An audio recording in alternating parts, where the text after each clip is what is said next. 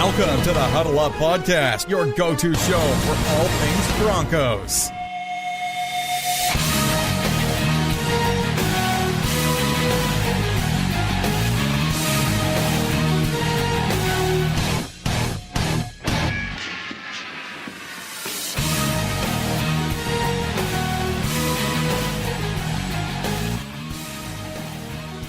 Once again, Broncos country, it is time to huddle up. I am Carl Dumler, and with me as always, we have the legend Nick Kendell. This show's focus is all things that pertain to your Denver Broncos, with an extra focus on the NFL Draft. Nick and I will continue to talk general Broncos news, but always have a focus towards team building. We still stand by our statement, though, that building teams in the offseason and playing armchair GM is just as fun as the actual games on Sunday. Follow myself on Twitter at Carl Dumler, MHH, as well as follow Nick at Nick Kendell, MHH, and tweet us as much as you like, and follow the podcast account at HuddleUpPod. You can also find ours and our co-writers' content at milehighhuddle.com, a part of Scout.com and the CBS Sports Digital Network. We know you listeners are as football and Bronco crazy as we are, so please give us a click and subscribe to us on iTunes, as well as iHeart, Stitcher, SoundCloud, CastBox, and Spreaker. Don't forget to share us on Facebook and Twitter. We wouldn't be here today without you listeners, so please take the time to rate and subscribe to let your voices be heard on how you enjoy the show. Nick, we have made it to our very last position on the defense, the pass rushers, saving the best for last. The men who can destroy an entire game plan with just one big play. The men who you love to see bending around the corner, heading right for Tom Brady to wipe that smug smile off his face. Absolutely. Now, this unit has been one of the best for the Broncos and really the NFL since DeMarcus Ware walked in the door. This year, though, without the leader of the unit and some injuries that have already happened and some new pieces that have come in, we are looking at a whole new unit, aren't we? Yeah, we are, but it's still got the core piece in place and one of the most valuable players in the entire NFL. So I think we're going to be okay there. Well, we'll get to that here in just a sec, but let me first tell you about Audible. Today's podcast is brought to you by Audible. Get a free audiobook download and 30-day free trial at www.audibletrial.com/huddleup. Over 180,000 titles to choose from for your iPhone, Android, Kindle, or MP3 player. Again, that's www.audibletrial.com/huddleup. Now, last episode I had said that I was going on this big trip to the enemy territory of the Chiefs, and oh man, Kansas City, that was quite the adventure. But anyway, on my way there, I ended up actually getting through 3 books because of Audible. And of course, a few podcasts on the Broncos. Had to get those in there. But they are a great source, especially during this NFL dead time, just to be able to pick up the time and read through some books that you've been wanting to get through. So please check them out. Well, like I said, Bronco fans, we are here on the pass rushers. And of course, you can't talk about the pass rush with Denver without talking about the man, the myth, the legend, probably, beyond the players that have already retired of Peyton and Ware and Champ. Von Miller might be our next Hall of Fame player on this team. Yeah, absolutely. I think if he retired today, if something horrific happened, he might already be in. That's how good he's been in his career so far. He's on pace. I mean, he theoretically could break the sack record because he's averaging about 10, 12 sacks a game. Wow, that would make him a season. When I play Madden, he gets about 10 sacks a game. There you go.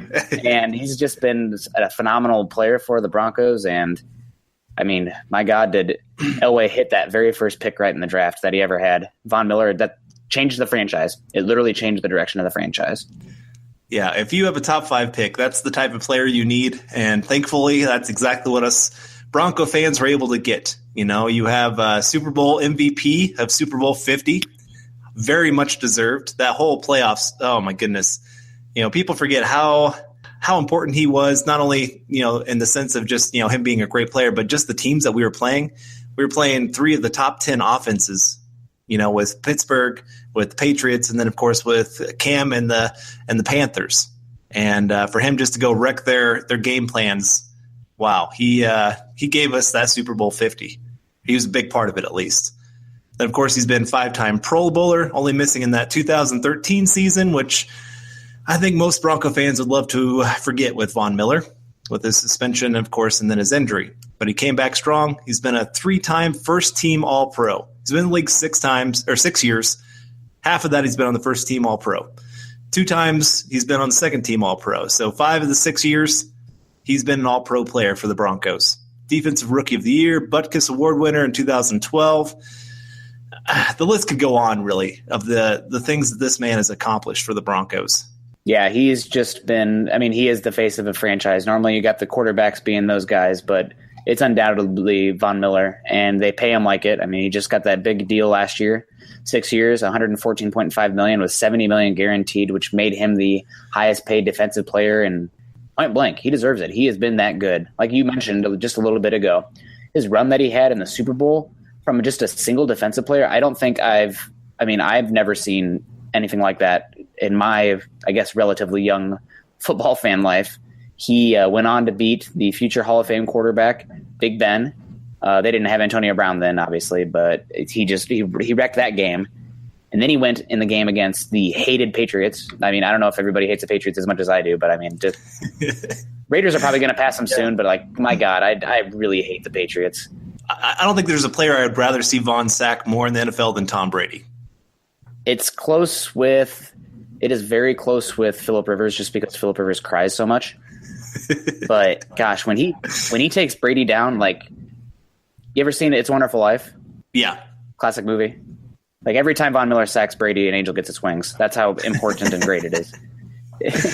He's a wrecker. He's a wrecker in all phases of the game. Against New England, he dominated in that game. He had only 5 total tackles, but he had 2.5 sacks, and he also had an interception in that game. I don't know if you remember that play where he kind of dropped off in coverage and shaded right in front of Gronkowski, and Brady didn't see him. Yeah, no, I remember that one, and I was very frustrated because I thought he was going to score a touchdown, but he tripped over his own feet heading for the end zone. Yeah. So it would have been great to get the pick six and just kind of go give a little look to Tom Brady of, oh, thanks for that, But no, that was a perfect play design. That was probably beyond Von Miller and his domination was Wade Phillips calling the defensive game plan. Each of the games he had a unique game plan set up, and it was awesome to watch. I mean, they really turned things where, like, a lot of teams playing the Panthers, for example, they kind of did the contain, try to keep everybody inside, keep that run game contained. Broncos just went right after him. They said, all right, we're going to send, 7, 8 guys at you. We're going to have 3 guys drop back in coverage, and we're just going to attack and make you have to make plays real quick. So I love that, and it played right to the strength of our defense, especially Von Miller. Yeah, and especially that Super Bowl. A lot of teams were afraid of Cam Newton's ability, the big play. They didn't have many great weapons. They had Olsen, they had Ted Ginn who could stretch the field.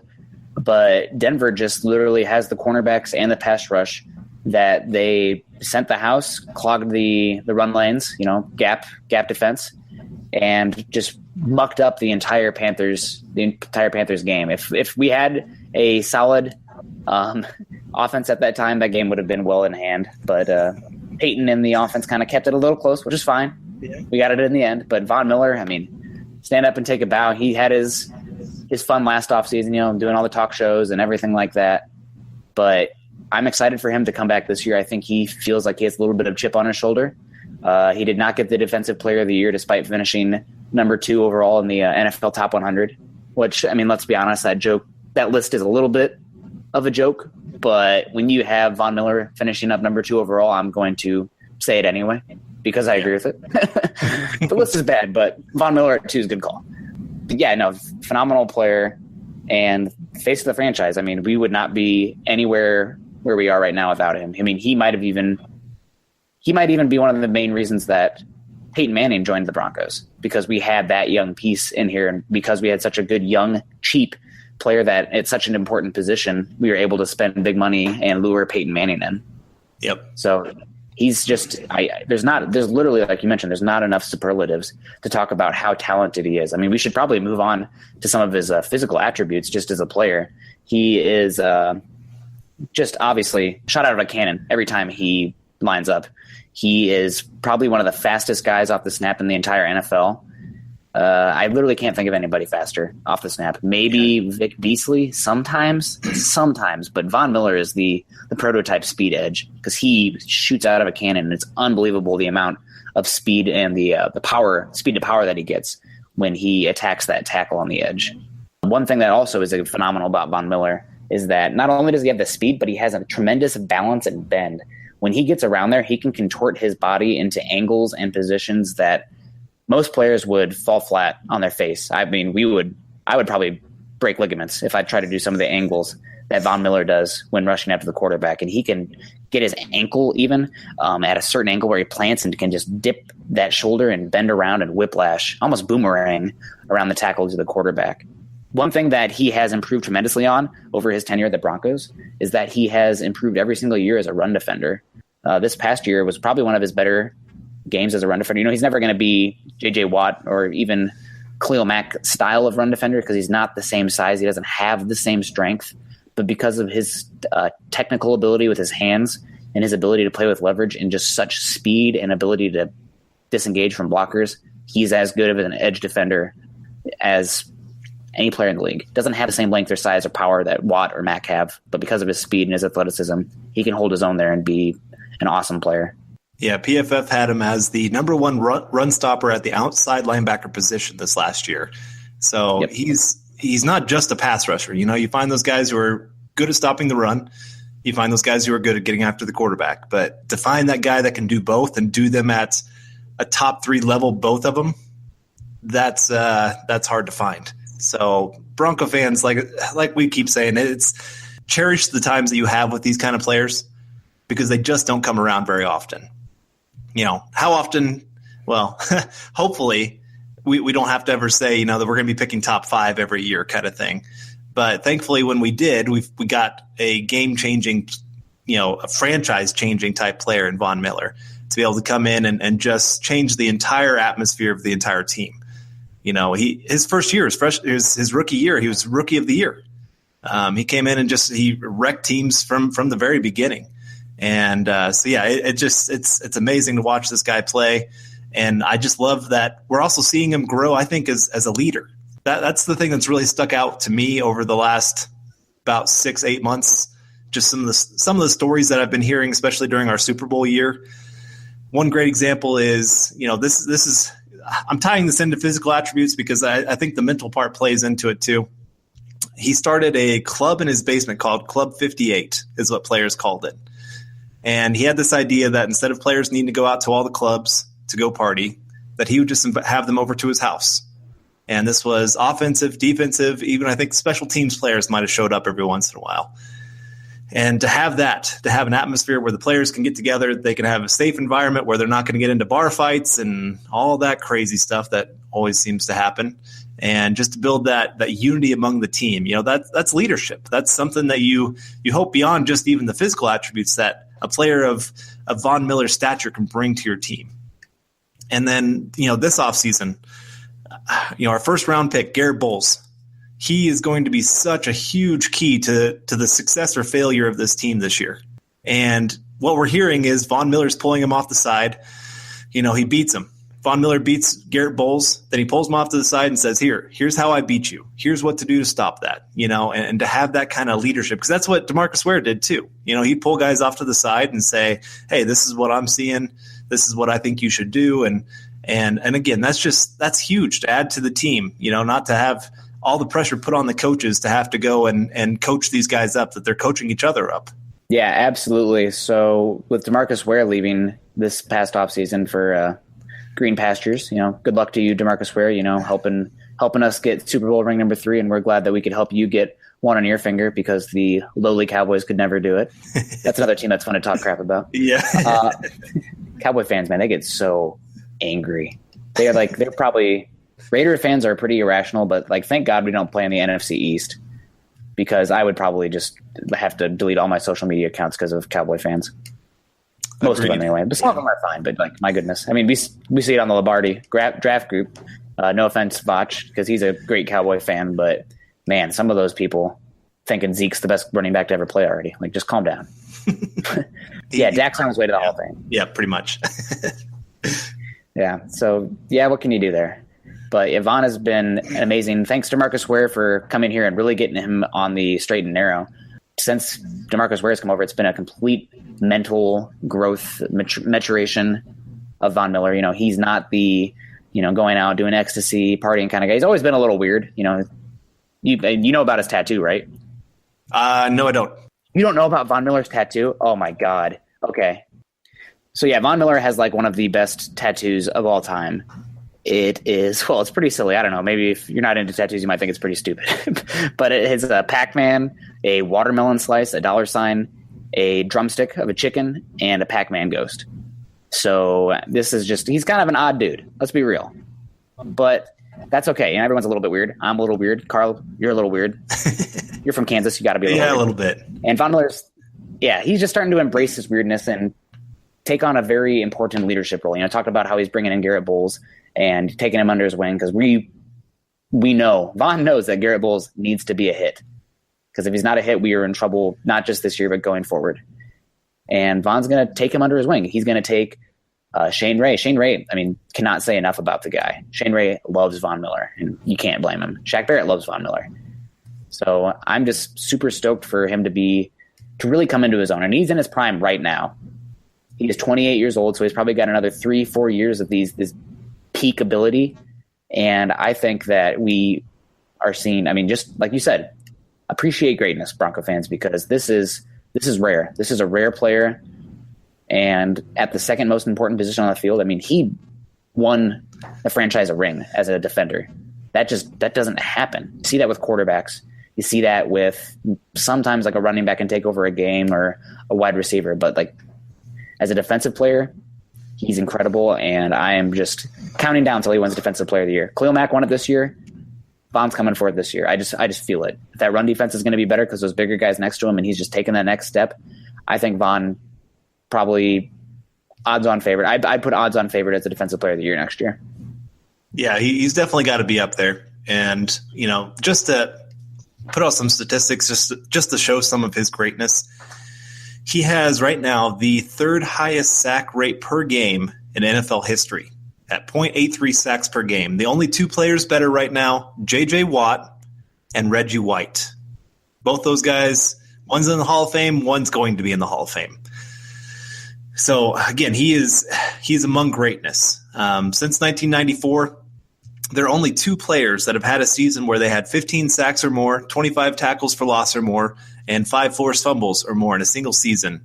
Nick, can you guess the other one? Since 1994. Well, my immediate guess would be the single-season sack record leader, Michael Strahan, although I don't know if you remember when he got that, Brett Favre pretty much just the self-sack laid down for him. Yeah, that was kind of some bogus, but what can you do? But yeah, no, that's is it Strahan?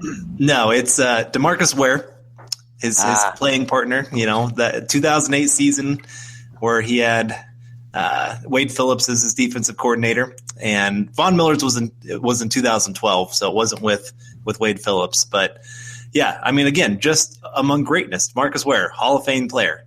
And that's great that the Broncos got him his ring, and we got to see some greatness with him. And like you said, he got to mentor Von Miller. I think Von Miller's going to take a lot of what he learned from DeMarcus Ware on just how to be a leader on the team. And he'll do it his own way because, like you said, Von is weird and he's his own unique guy. I was reading some article about how he loves to spend his downtime on YouTube watching videos on space. That sounds like Von. Yeah, he just likes to know about space and other weird topics, and he's just like, that's what I love to do. And he loves the science of chickens. he's a character. I love him. They were interviewing him before this season, and they were talking about the new, lax rules on dancing and end zone, all that kind of stuff. And he said that he was thinking about hiring a choreographer for other players. So everybody can have their own little dance moves and everything. So he's a character. I love that he keeps the locker room light, and there's not enough good things we could say, but we have other guys we need to probably move on to. But before we do you think there's anything different they do with him this year? I wouldn't mess with anything. I would not mess with a single thing. He's been phenomenal. Just help him. period. Stop the run and give him more third and long opportunities to go after the passer, because as a speed rusher, there is nobody close to him in the NFL. So I'm hoping that we can see I would love to see a 20-plus sack season before he retires. Probably got another 4 years to do that, and maybe this will be the year, That would be incredible. But keep up the work. I mean, right now he is on pace to finish with probably close to 100 sacks. Right now he's at 73.5 over 6 seasons, so over 10 a season. So phenomenal, and I'm hoping that we can see it. I think we have a Hall of Fame player here in our hands, and just appreciate him because he is as good as it gets. When I scout players in college football, I look for on the edge rusher. Not everybody can be Von Miller. You have Jadeveon Clowney is a different type. Khalil Mack's a little bit different type. But for a 3-4 edge rusher, Von Miller is the prototype. Speed, has the ability to play in coverage even. I mean, we hardly even talked about that other than the interception, but he can do it. He's just so good as a pass rusher that why would you want him to do that unless it's kind of, 3 or 4 plays a game to throw the quarterback off. But phenomenal player, and we could spend a whole hour talking about Von Miller. We probably should. That's how valuable he is. Right. We should, but we're not going to, because we want to talk about some of these other guys that are going to play a huge role, because that's what has helped Von, but Von has helped others in having that depth at the pass rush position. Just being able to send wave after wave of guys after the quarterback. That's that 2015 season. When you took Von and you took Ware out. You had guys like Shane Ray that we're going to talk about here in just a second, and Shaq Barrett, who came in. We're going to talk about him as well. And just that, to have those kind of players be able to come in and still perform was huge. And so, Shane Ray here, let's talk about him, because this is a huge year for him. 3rd year in the league, finally getting that chance to become that full-time starter opposite Von and really show what he's learned over the last 2 years. And, just to prove why the Broncos were willing to move up and get him. And even though he fell, a little bit in the draft, why he should have been a top 10 pick. So what can you tell me, I guess, a little bit here about Shane Ray? Well, Shane Ray is another prototype speed rusher. If you put him in a 4-3 defense, he would probably struggle because he just does not have the size or the base to really be an edge defender in that regard, especially in run defense. But when it comes to being a speed rusher off the edge, playing with your hair on fire, he's a prototype. He's got a great burst off the edge, and that's probably one of the main things that you see him when you watch him is just how quick he is off the snap and his ability to get to the quarterback in that if he wins on that first move. Like I touched on, though, he's not the best as a run defender right now. Pro Football Focus graded him last year as a 77.1 overall grade, with his pass rushing grade being a 78.9. So good grades. It's a solid starter grade, but his run defense was a 41.0. So he does struggle at run defense. We talk about where's the beef in terms of the Broncos doing better, stopping the run next season.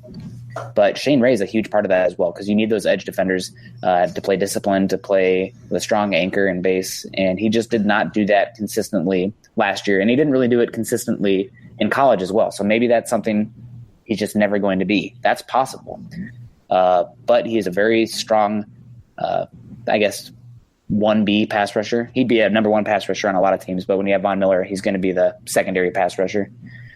And I wouldn't be surprised if he had a career year this year. He's healthy. He's coming into his 3rd season. That's a lot of times you see these defensive line edge rusher types take off. And I'm hoping that he can take a big step this year, because if the Broncos are going to return to defensive prominence, being the best defense in the league, we've been shouting from the hills, the run defense. But the second most important position on the team, not just the defense, but the team, is the edge rusher. And Von Miller is going to get a lot of attention from opposing teams blocking. You can't let that guy beat you. He's still going to get one a game, but Shane Ray's going to have to step up and really fill in that DeMarcus Ware role and just be more productive this season if the Broncos defense is going to take that step and return back to 2015 form. He was quoted earlier as saying for his goal for the 2017 season is average a sack per game. So if we have 2 16-sack guys, I'll be very, very excited. He said, "No, can't nobody block me for a whole game." That's his quote. So I'm excited to see what he can do, because like you said, I think he can take that next step. He had 8 sacks last year. as a part-time starter. Only started 8 games, played in most of them.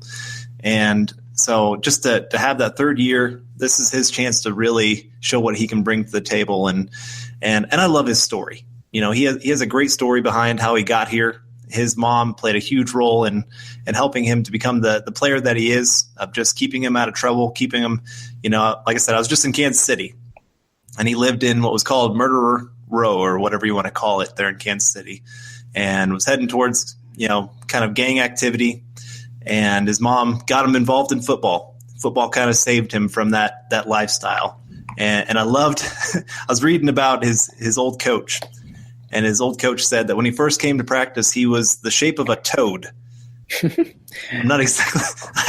I'd love to see what that looked like. I'm trying to picture what a toad as a human would look like. I'll send you a picture of myself, Carl. Oh, okay. I'll be clothed, but nah. But he really committed to football, and especially he took a really bad hit his sophomore year of high school, left him temporarily paralyzed for a bit. And decided after that he really wanted to commit to it. And then, of course, his father played in the NFL. He actually didn't play in a single game, but he got drafted into the NFL in the 5th round. And he made it his goal to do better than his dad. He wanted to break every record that he had at Missouri, and I think he pretty much accomplished that. And so he's a very driven person, and just, like I said, had a tough upbringing, but it just has made him a tough person to want to keep going and become great. So we need him to be great. If I've been thinking about this, and I'll put this question to you. If there's one player on our defense that you think makes or breaks our season, who do you think that is? I mean, I know we have Von Miller, but we already know he's going to be great. Is there that one player that you think can make that really big difference?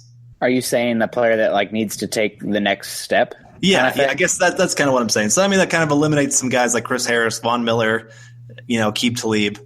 But just that one guy you think could really make that big difference if he really stepped up.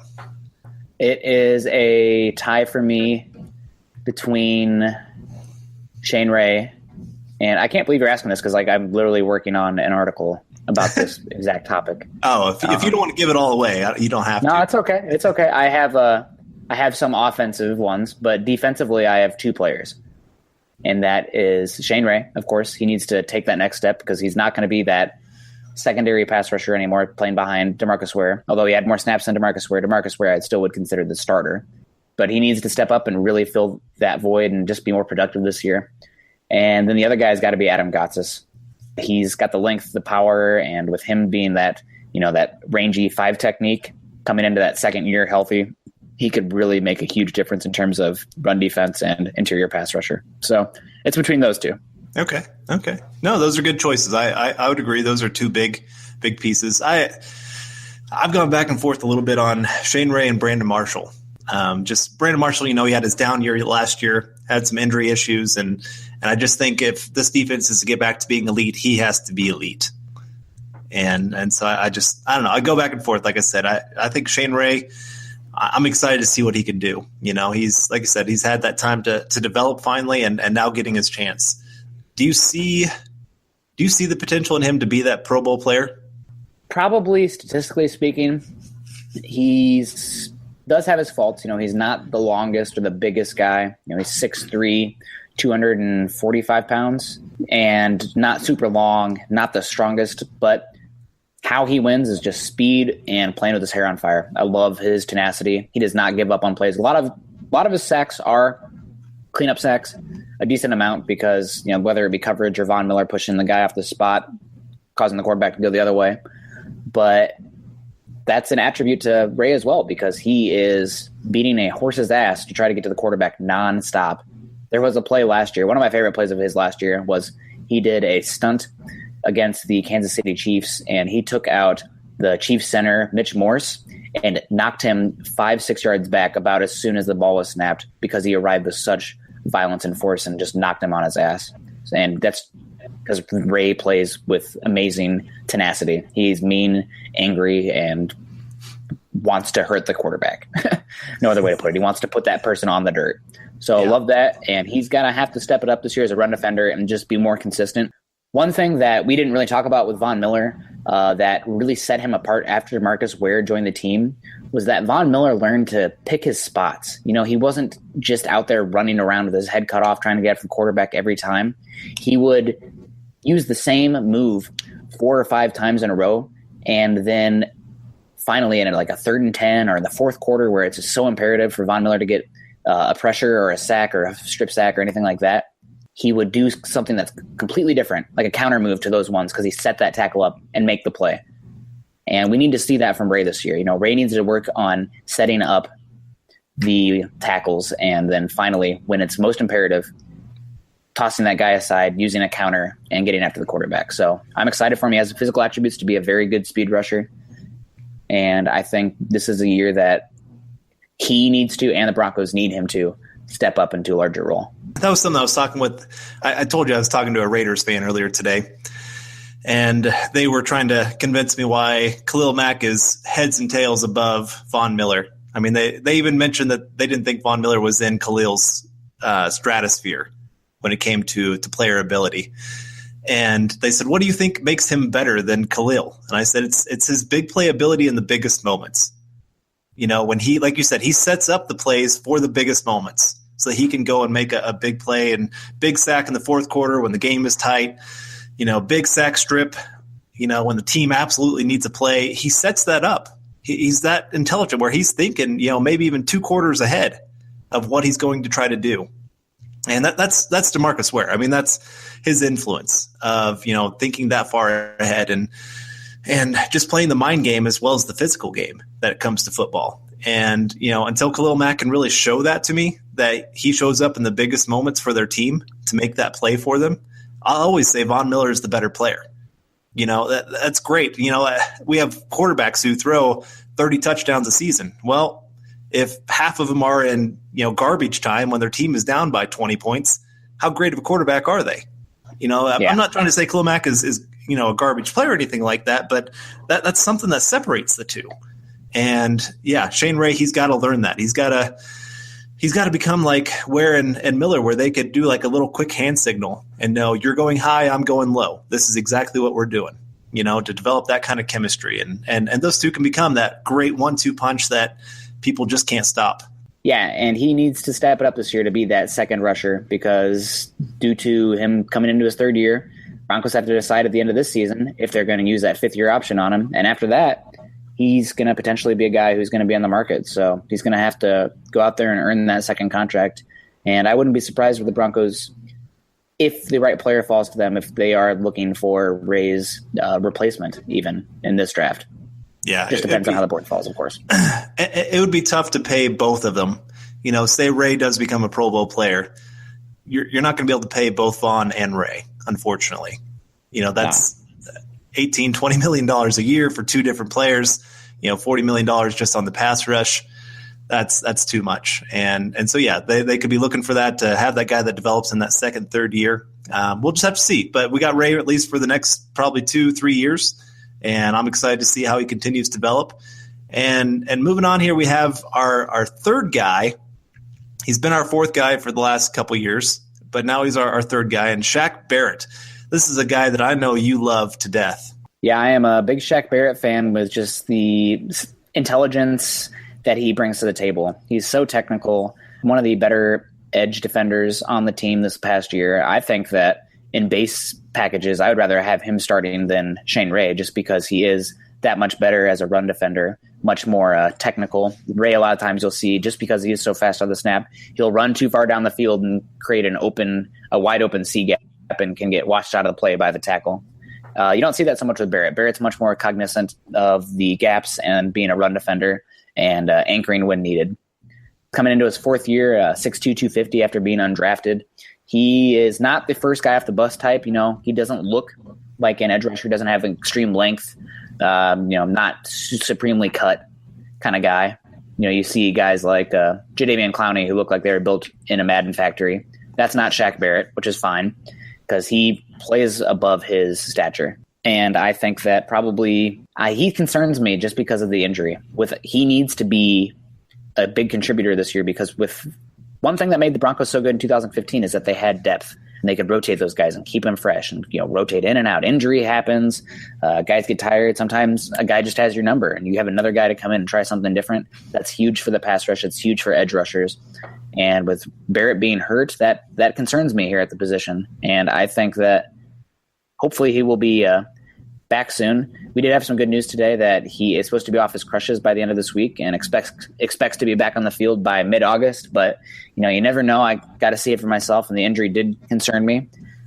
But very important player and one of the more underrated players on the Broncos defense. If Bronco fans remember, a couple years ago, the 2015 season, the Broncos were in big-time trade talks. And from what I understand, they got really close. They were wanting to trade with the Browns to get their left tackle. And part of the deal was the Browns wanted 2 first-round picks. And Broncos kind of botched at that. They said, well, we want a first-round pick and Shaq Barrett. And to me, that shows just the kind of value that Shaq Barrett brings to the table. That almost first-round value. As an undrafted guy, he's already become, in his second year, a first-round value. Teams saw what he did on the field.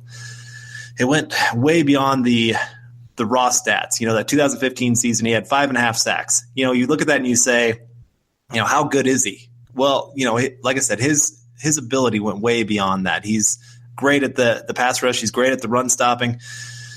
Just this last year, against the run, he ranked 9th among all 3-4 outside linebackers and run stop percentage at 8.6. At getting after the quarterback, he had a mark of 10.2, which was 18th among all outside linebackers.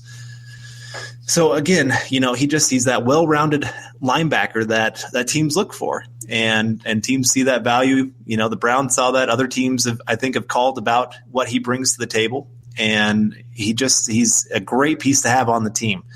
Broncos are very, very fortunate to have found somebody like him. Yeah, and especially with him just being so cheap as well. You could get his production from a veteran probably, but you'd be paying that guy $5 to $7 million a year, maybe even a little more for what he brings. And as an undrafted free agent, we just put him as an exclusive rights free agent this last season, so we still have him for at least one more year after this one, unless something horrible happens and we don't want to use a restricted free agent tag on him. But just super important to the structure of the defense, the structure of the salary cap, et cetera, et cetera. And he needs to get back out there and keep pushing Shane Ray, because edge rusher is probably the position. Edge rusher and cornerback on defense, along with interior defensive line, are the ones that you need to have quality depth at. And outside of Ray, Barrett, and Vaughn, there are major question marks at the position, at least compared to years past. Now, that said, we were embarrassingly deep at edge rushers in years past.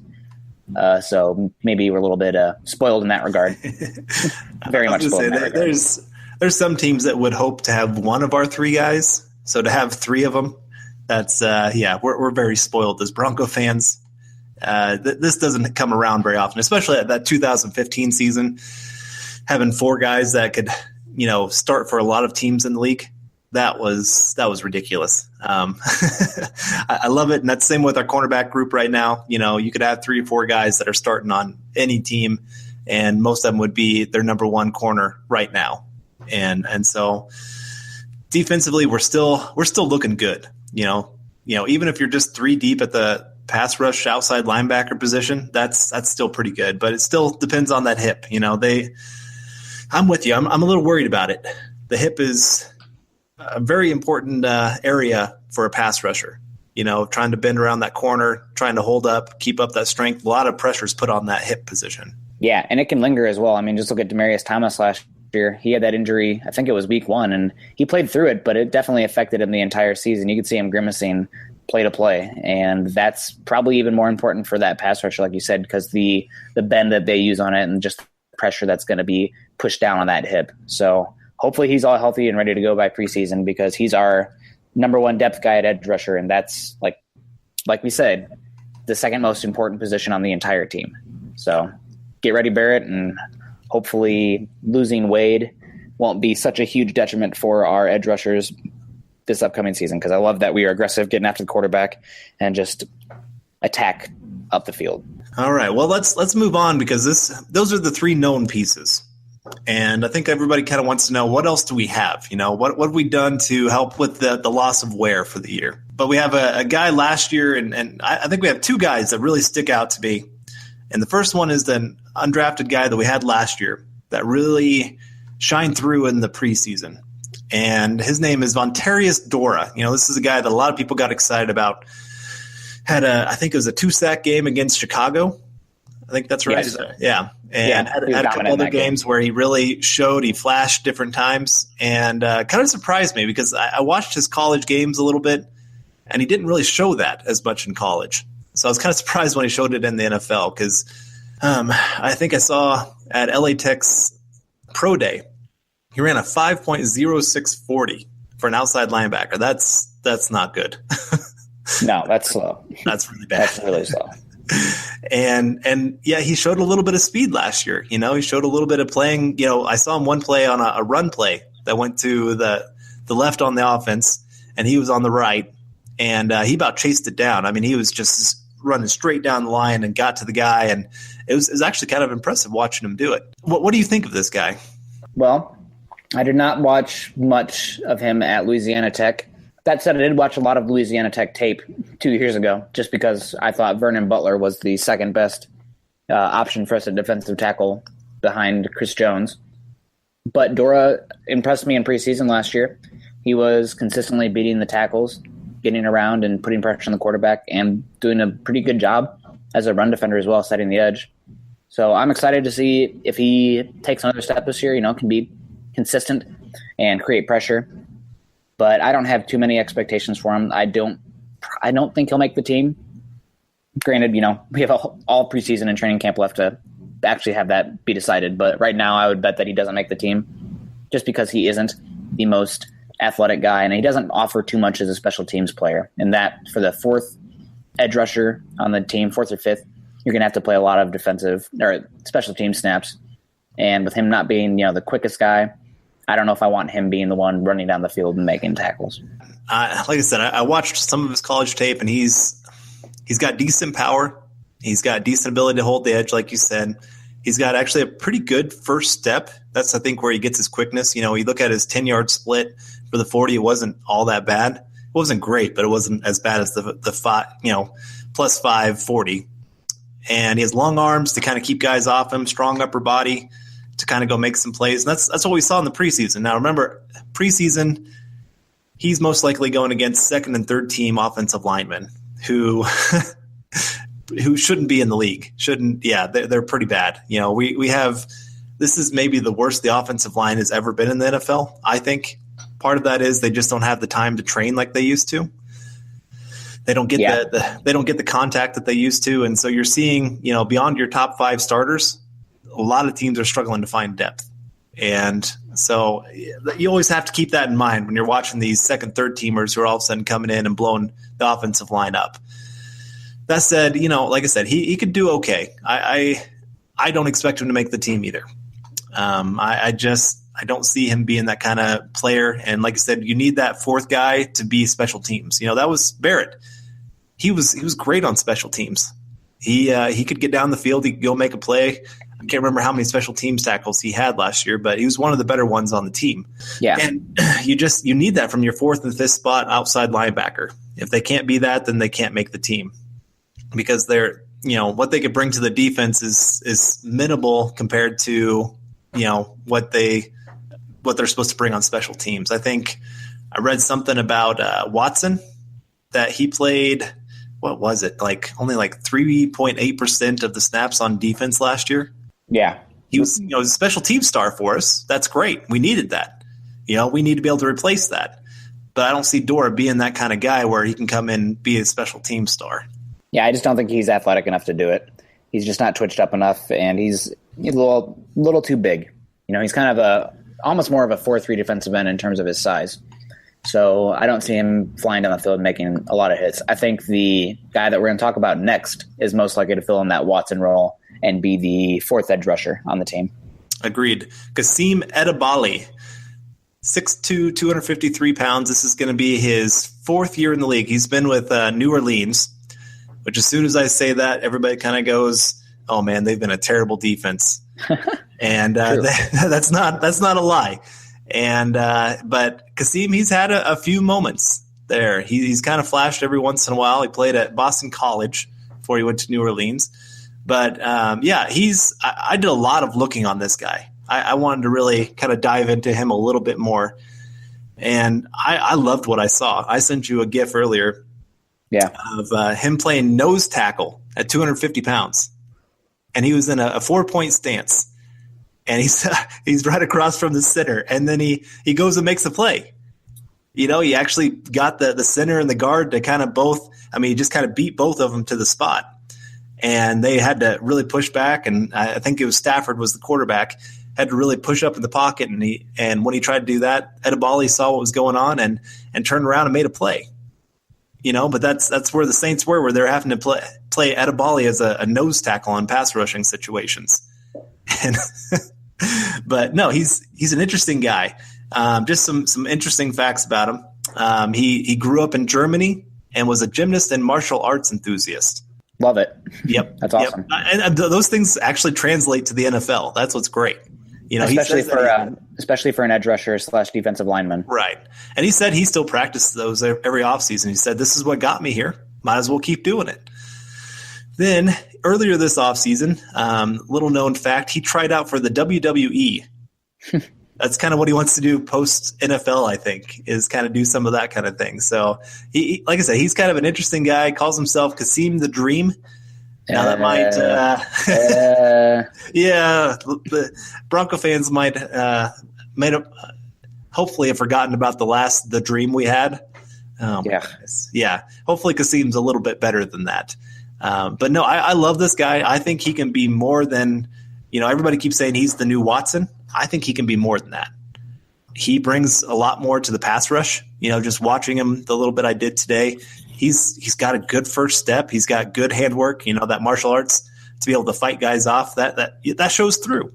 You know, he has ability to move around. They played him a lot of 3-tech on when they would go to, you know, their, I don't know what you'd call it, NASCAR package, you know, where they're really just trying to send pass rushers after the quarterback.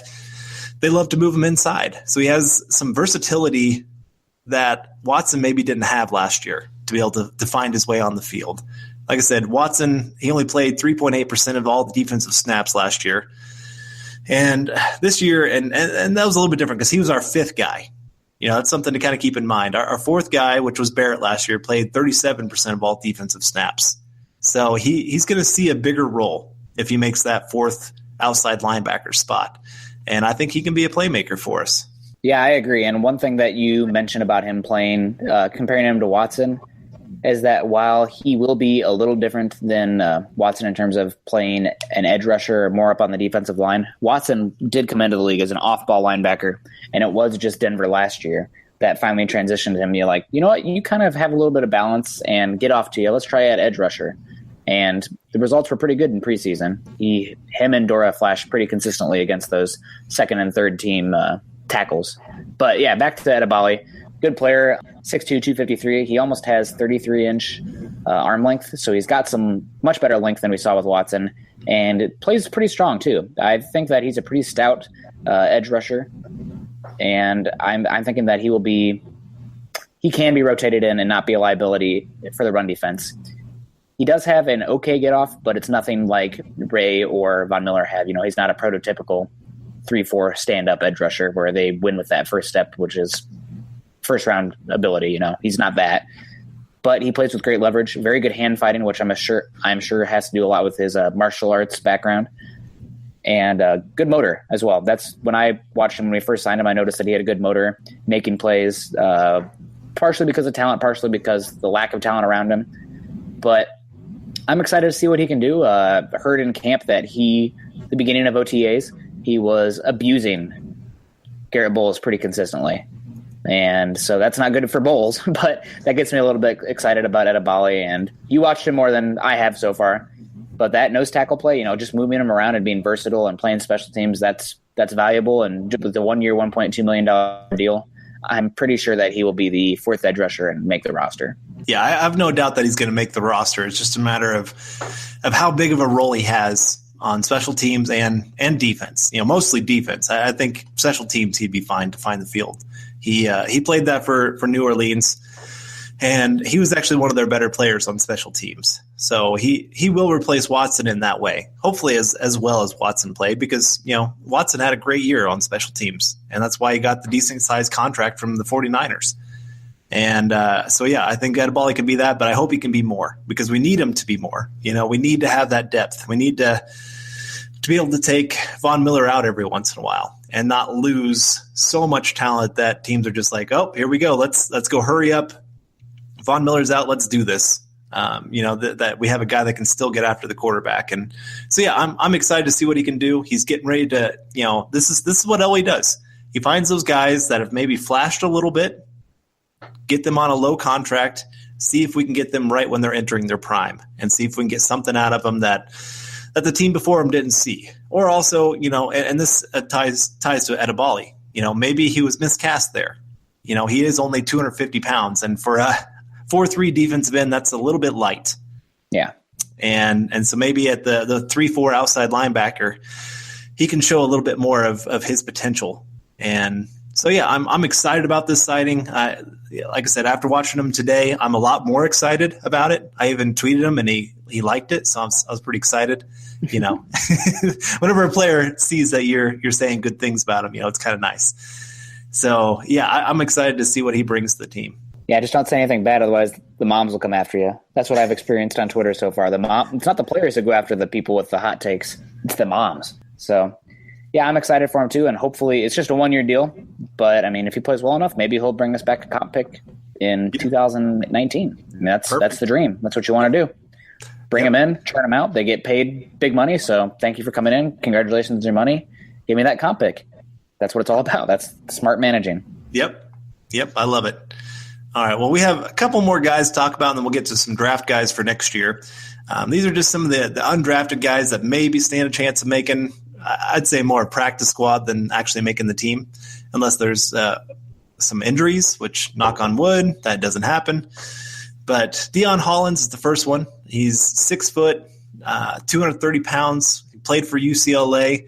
And, I was kind of noticing a trend when I was looking at all of our 3-4 outside linebackers. You have Kasim at 6'2", 253 pounds. You have Montarius Dora, 6'4", 256 pounds. That was actually the tallest player that we have. We have Shaq Barrett, 6'2", 250. We have Shane Ray about 6'3", 245, and Von Miller, 6'3", 250. They're all about that same size, height combination. The Broncos think that they've kind of found something of, that size weight combination. And so then, you come to this guy, 6 foot, 230 pounds. So I guess, what do you think with that kind of move? Just a flyer, probably. Deion Hollins is not the biggest guy, like you said, 6 foot, 230. Doesn't look like he has long arms, and is probably going to struggle pretty mightily as a run defender. That said, that he is smaller, maybe he's going to be that much more athletic, and he can find a niche on special teams and maybe, get bigger, work and get stronger, and be on the practice squad. But I'm not expecting too much from him.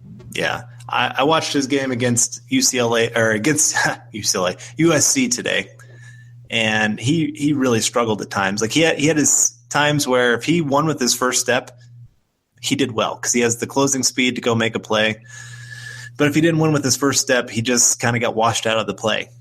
And I watched him. They had him on goal line defense, and he got pushed like 4 or 5 yards back into the end zone, and USC scored a touchdown running right where he was. So, yeah, he's a little bit smaller. He just doesn't quite fit what the Broncos usually look for. He would have to wow them on special teams to make this team.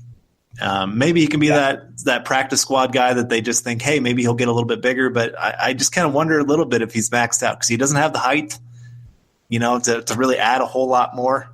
He looks small in the field.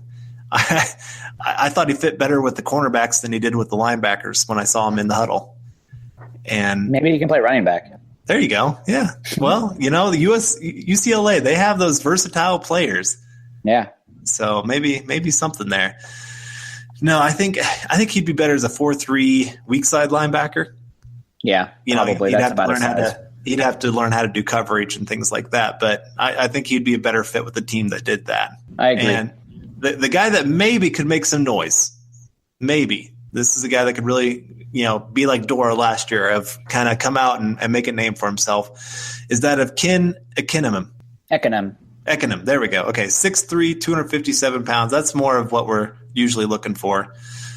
Played for Virginia Tech this last year, and he's one of those. He has decent size, speed combo. The thing that I hated the most, and college players, if you're listening, effort is something that you can show on tape. You might not be the best player, but if you can show them that you have effort, you can at least get some notice. And there's too many times with Eckenem that I saw him give up, that he got initially blocked or the play was going a little bit away from him, and he just paused. He just stopped, kind of stood up and just said, all right, I'm done. And it just drove me nuts. I had to turn off the tape because it was bothering me that much. But like I said, he has that decent size, speed, power combo that you're kind of looking for. Yeah, and there's a reason he went undrafted. He looks like an okay athlete for his size, the length and the power and the speed, but he doesn't look like a guy with a high football IQ or a very hot motor. So maybe playing with Von Miller and having some NFL coaches will unlock something, because he does have the frame. But I'm not going to comment too sturdily whether or not he makes the team right now. Yeah. One of the games that I watched was Tulsa, and I don't know if you got to watch that game on him at all. But I do not believe so. Okay, they run that that option sweep kind of plays, and he bid on the option every time. Yep. I mean, every time he would crash inside, and the quarterback would just run around the edge. And I was just sitting there going, "Oh my gosh! Like, how many times can this happen to you, and you still keep doing it? Or how many times can this happen to you, and the coaches leave you on the field?" That was what I was. Like I said, I had to turn it off because it was bothering me. And then he'd flash one play where he'd bend around the corner, and you're like, "Oh my gosh, who is this guy?" And so yeah, he has potential. He has that potential to be that kind of bottom end of the roster kind of guy. He has enough speed to do some things on special teams. He has enough power to, if you needed to have him come in the game just a little bit to do a few things. But I think he's more of a practice squad, hope that he develops into something kind of guy. Yep, and I guess we'll see with training camp if he can do that.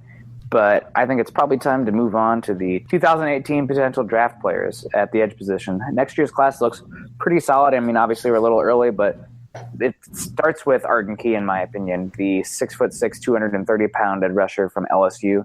He led the SEC in sacks last year, and it looks like a mutant out there because he is so long and has such length. There's probably 4 or 5 sacks where he has tremendous burst and bend around the edge for being a 6'6" guy. You're going to worry about leverage with somebody that tall. But because of that length, too, he just has such a tremendous reach. And he can snag quarterbacks or running backs that are trying to escape the pocket because of that. And he's probably my number one edge rusher next season right now, just because I like the size and the athleticism. There's a little bit of worry that he could be a Deion Jordan type. But he also could be a Leonard Floyd type. So I'm thinking he'll probably be a top 10 pick and be one of the first edge rushers off the board. Next up is Harold Landry from Boston College. I believe he led the ACC in sacks last year, and very productive. He's got good burst, good bend, and constantly getting after the quarterback. He doesn't really show too much in terms of pass rushing repertoires right now, but I think he has tremendous potential, especially as a speed rusher. Both Key and Landry don't look like types that are going to be able to play the typical 4-3 defensive end. They're just not big enough, not strong enough. But put them at stand-up 3-4 edge rusher, and they could be very productive. Got a lot more on here. I'm not going to go too much detail on them just because we are catching up on that hour here. But we got Duke Ejiofor from Wake Forest, who's got good power, probably a day 2 pick.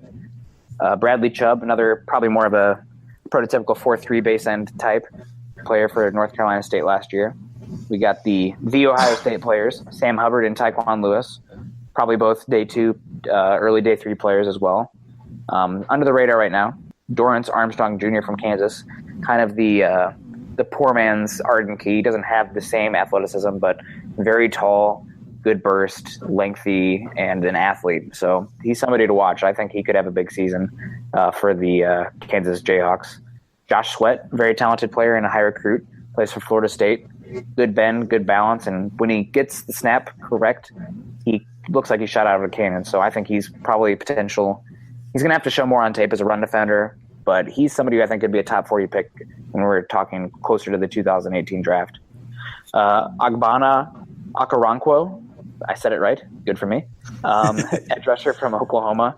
Really small, but plays with his hair on fire, and probably a day 2 pick as well. I don't really go too much farther than the day 2 picks, but way too small to be a prototypical 4-3 end.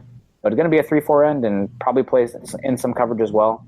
Maybe that Hassan Reddick type this year. Not as good in coverage, but good player, good pass rusher. And finally, Lorenzo Carter from Georgia.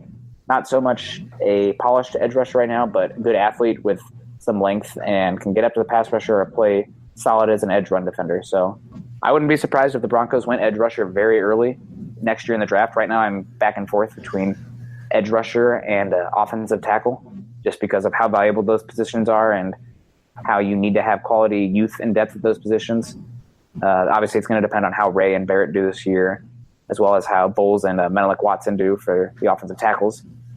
But I'm thinking edge rusher is probably a smart way to bet in terms of the 2018 first pick, at least one of the early ones, because just how much Elway values the position. What do you think, Carl? I agree. I think it's a position that Bronco fans should get excited about taking a guy that's high, just because, that depth is huge. That's been a big part of why our defense has been so great, at every position. Depth at cornerback, safety, outside linebacker, that's been a huge part of why we have success.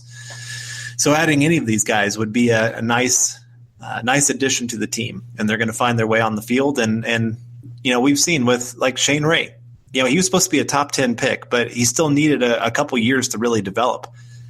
And, that's with a lot of pass rushers. They need a little bit of time. Not all of them are going to be Von Miller, where year one, they're just that productive. And so I really wouldn't mind any of these guys. A couple of them that really stick out to me. Harden Key, that's an easy one to pick. I like Agbana. Let's see if I can get this right. Okoronkwo. That's not even close. Oh my gosh.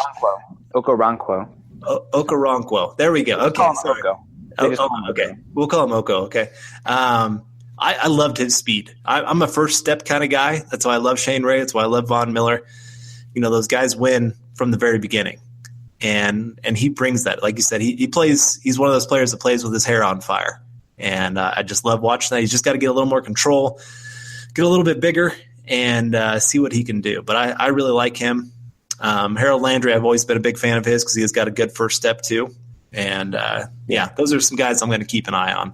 All right, well, that will wrap up episode 21 of our Huddle Up Draft Podcast. Obviously, we have moved on from the draft now, but we are still keeping the lens on the roster building depth chart analysis because Carl and I are analysts here. We're not just here to bring you the news. We're here to break down the roster and give you deep dives on the Broncos. Bronco fans, make sure to keep checking back on Mile High Huddle for all your updates on camp battles and all of the Bronco news. You can find Carl on Twitter at Carl Dumler MHH and myself at Nick Kendell MHH, as well as find our Denver Bronco articles on Mile High Huddle, an affiliate of Scout.com. Just this week, I released an article discussing 3 major areas where the Broncos need to improve if they are going to return back to AFC West dominance and prominence. Obviously, if you've been listening to the podcast, you can probably guess what those 3 are, but go ahead and check it out. And Carl, you're working on a piece right now as well, aren't you? Yeah, I'm almost done with a piece on Menelik Watson. I just was kind of wondering what he brought to the table, and there's some great things and some not so great things. So I'm excited for him as a player, but the biggest thing will be, seeing him on the field. He's got to prove he can stay on the field. Yep. You got to stay healthy first before he can prove to be consistent and then use that frame and athleticism and power that he has to his advantage. So we'll talk about that more next week. You can follow the Huddle Up podcast by subscribing on iTunes and for Android users, Stitcher, Spreaker, CastBox, SoundCloud, etc., etc. You can follow us on Twitter at Mile High Huddle and Huddle Up Pod, Huddle Up POD. Again, please be sure to subscribe and rate us. For Carl Dumler, I'm Nick Kendell, wrapping up the 21st episode of the Huddle Up podcast. we'll be back next week to bring you offensive line. Probably we'll just do offensive tackles. What do you say, Carl? I think that's a good spot to go. I'm going to talk about your Watson article as well. We hope you enjoyed, and we will see you all next week. Go Broncos.